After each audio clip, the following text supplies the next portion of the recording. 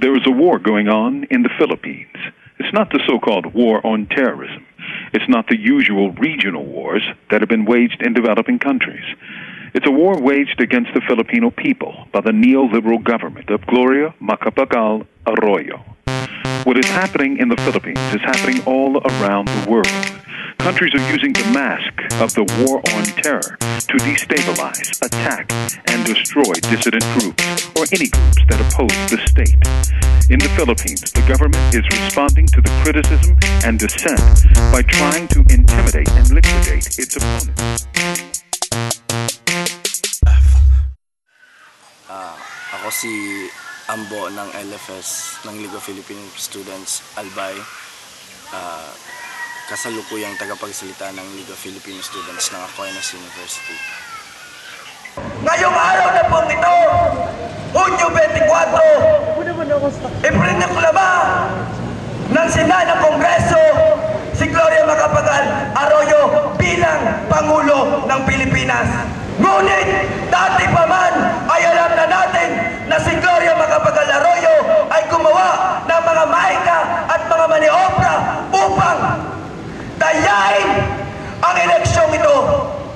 Sa loob po ng panunungkulan ni Gloria Macapagal Arroyo, hindi lamang mahika sa eleksyon ng kanyang ginawa, kundi mahika ng patuloy na pagpapahirap at pagpapansamantala.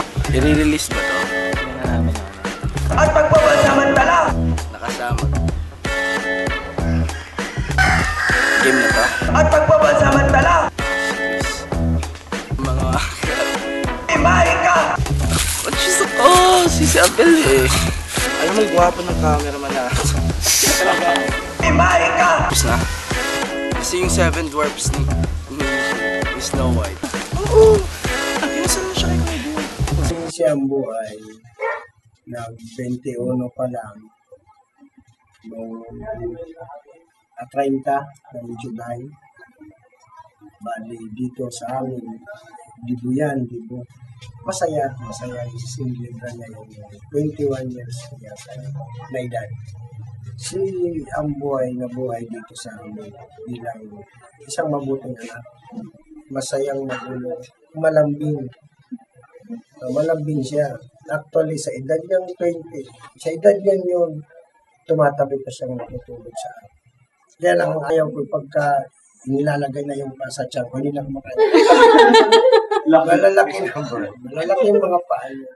Si Raymond Uran, masikhay siya sa mga pagkilos, lalo na kapag yung pinag-uusapan na yung issue na ng kabataan, partikular sa tuition fee increase at campus repression, masikhay na kumikilos si kasamang Ambo para tulungan o ipaglaban yung mga karapatan ng mga kabataang estudyante.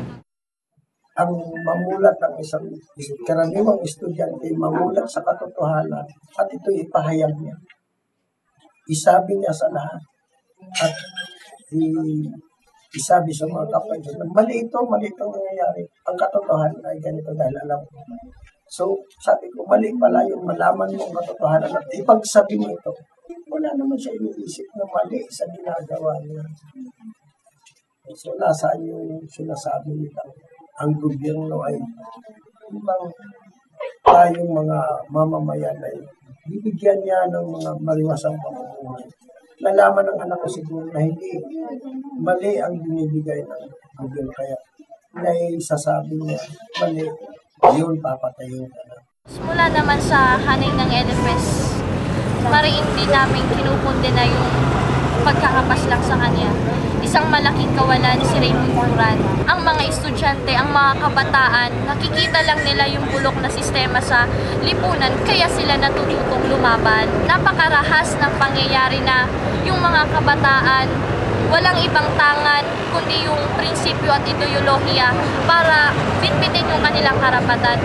Pero sa halip na tugunan yun ng pamahalaan, baril at bala yung sinasagot sa kanila.